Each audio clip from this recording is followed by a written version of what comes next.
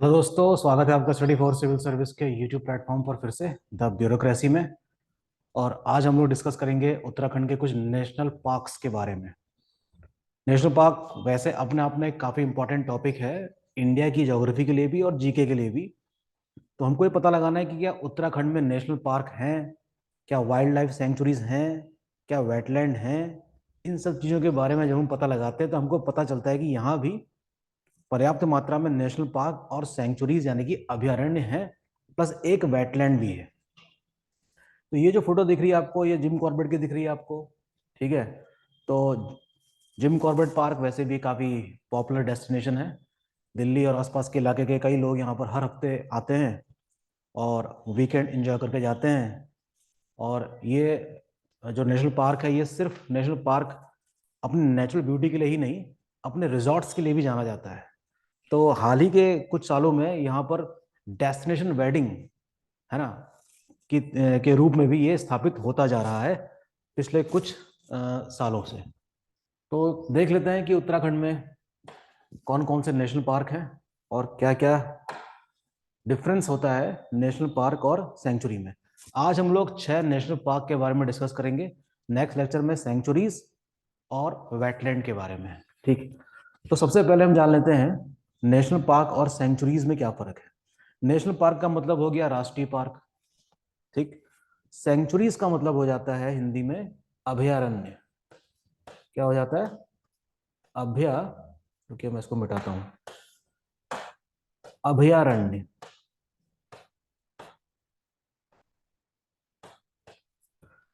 अभयारण्य मतलब बिना भयभीत हुए अरण्य में यानी कि वन में जो यहाँ पर रहने वाले जीव जंतु हैं वो विचर सकते हैं, दैट इज कॉल्ड अभयारण्य। ठीक है। तो जो अभयारण्य है that is designated to protect fauna. Fauna मतलब एनिमल्स जो यहाँ पर रहते हैं, खास तौर पे वहां पे रहने वाले जो एनिमल्स है उनको सुरक्षा प्रदान करना पर्पस है किसका? सेंचुरीज का। जबकि नेशनल पार्क जो है are large in size and protect both flora and fauna. यानी कि किसकी सुरक्षा करेगा? यहाँ पाए जाने वाले जीव जंतुओं को भी और वहां पाई जाने वाली वनस्पतियों की भी को भी संरक्षित करने के लिए बनाया जाता है। एक शब्द और आता है जो कहते हैं इन सीटू कंजर्वेशन। ठीक, इन सीटू कंजर्वेशन क्या नेशनल पार्क उसका एग्जाम्पल है? तो उसका जवाब है हाँ, it is an example of a in situ conservation. National park is an example of a in situ conservation. In situ मतलब यथावत जहां है उसी स्थिति में उसको वैसे ही रहने दिया जाए। तो यूपीएससी में क्वेश्चन एक बार आया भी था कि what is the difference between ex situ and in situ. So this is an example of a in situ. While जो जू होते हैं उनको हम एक्स सीटू कंजर्वेशन का उदाहरण मान सकते हैं। ठीक है, एक्स सीटू का यानी कि किसी खास किस्म की प्रजाति को अगर प्रिजर्व करना है ना, अंडर कैप्टिविटी में रखना है, तो वो एग्जाम्पल हो सकता है किस चीज का? Ex situ. यहाँ पर यहाँ पाए जाने वाले जो जीव जंतु हैं उनको बिल्कुल उनके नेचुरल स्थिति में रखा जाता है, बिल्कुल जंगल की तरह।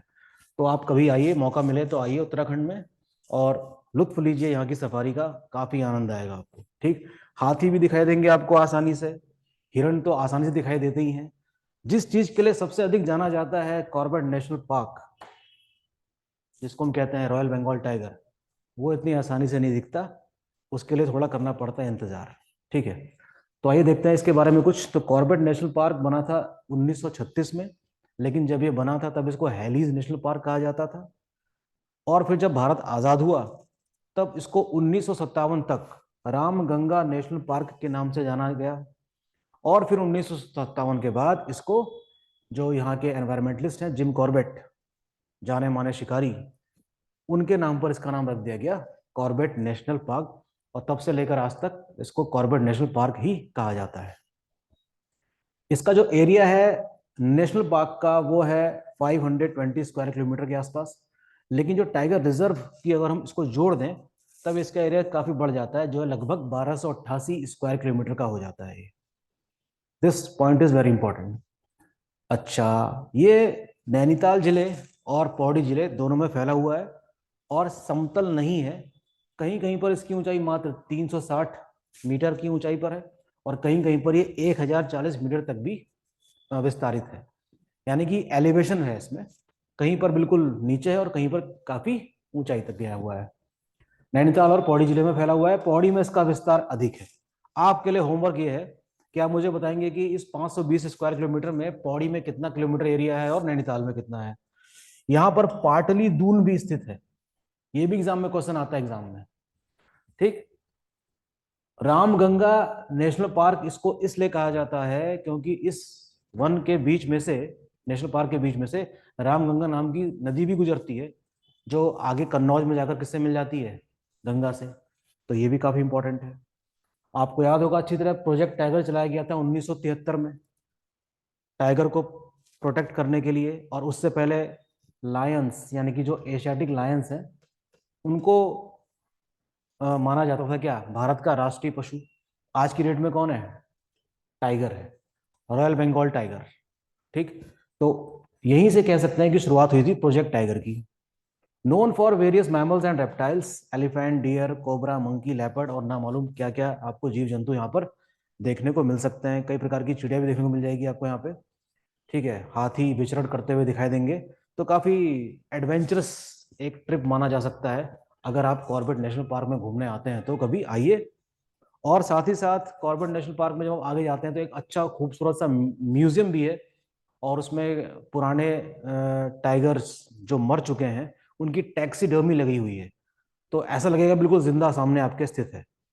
तो वो गवर्नमेंट ऑफ इंडिया के कंट्रोल में है, कभी आप उसको देखिए, बहुत ही आपको अच्छा लगेगा। कॉर्बेट नेशनल पार्क, स्वागत है आपका। आगे बढ़ते हैं। वैली ऑफ फ्लावर, यानी कि फूलों की घाटी। एग्जामिनेशन पॉइंट ऑफ व्यू के लिए ये सारी इंफॉर्मेशन है। किस जिले में है, चमोली में है। नेशनल पार्क की घोषणा इसके लिए कब करी गई, 1982 में। एग्जाम में क्वेश्चन ये आता है। ठीक है, कि when was valley of flower declared as a national park and when in which year it was declared as the heritage site of UNESCO natural site, 2005 में। एरिया इसका कितना है, लगभग 87.5 वर्ग किलोमीटर। किसके लिए जाना जाता है, अलग अलग प्रकार की प्रजाति फूलों की, उसके लिए जाना जाता है। इसीलिए कहा गया इसको क्या, वैली ऑफ फ्लावर। खोज इसकी की थी फ्रैंक स्मिथ ने 1931 में, अपने दोस्तों को खोजते हुए आए थे।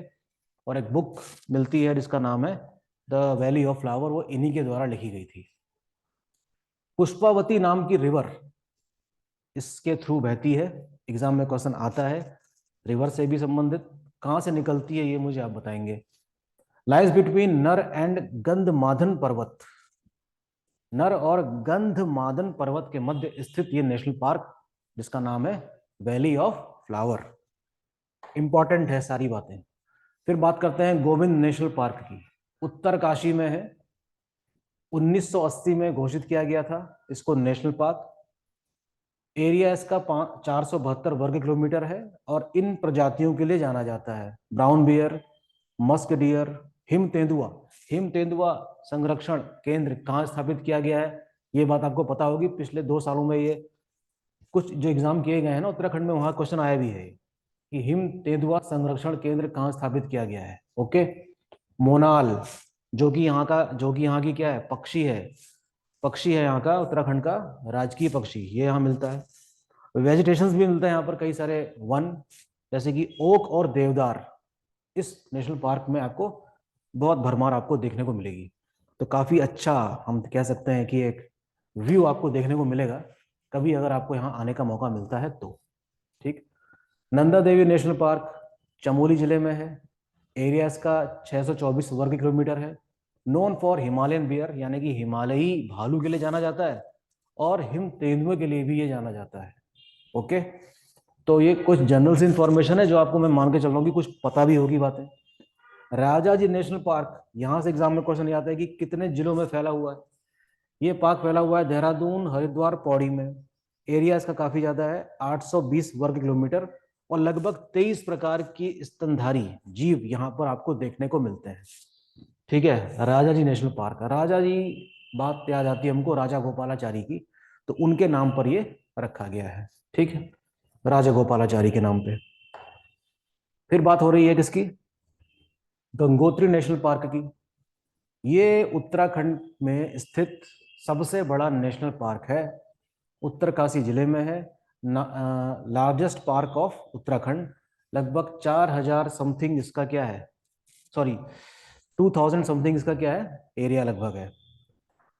अच्छा, अगर यहीं पे क्वेश्चन पूछा जाए कि भारत का सबसे बड़ा नेशनल पार्क कहाँ है, तो उसका नाम क्या है? उसका नाम है हेमिस नेशनल पार्क, ये लद्दाख में है। और इसका एरिया देखेंगे कितना है, लगभग 4400 वर्ग किलोमीटर, कश्मीर के लद्दाख वाले इलाके में है ये। ठीक है, तो these are very important information, ठीक है, regarding PCS examination and all other one day examination. तो ये तो रहा नेशनल पार्क और सेंचुरी में डिफरेंस। अगले लेक्चर में हम सेंचुरीज देखेंगे और वेटलैंड क्या होता है ये देखेंगे, और इससे रिलेटेड और जो की चीजें हो सकती हैं उन सब के चीजों के बारे में डिस्कशन किया जाएगा। थैंक यू, और बने रहिए स्टडी फॉर सिविल सर्विस के साथ। Take care.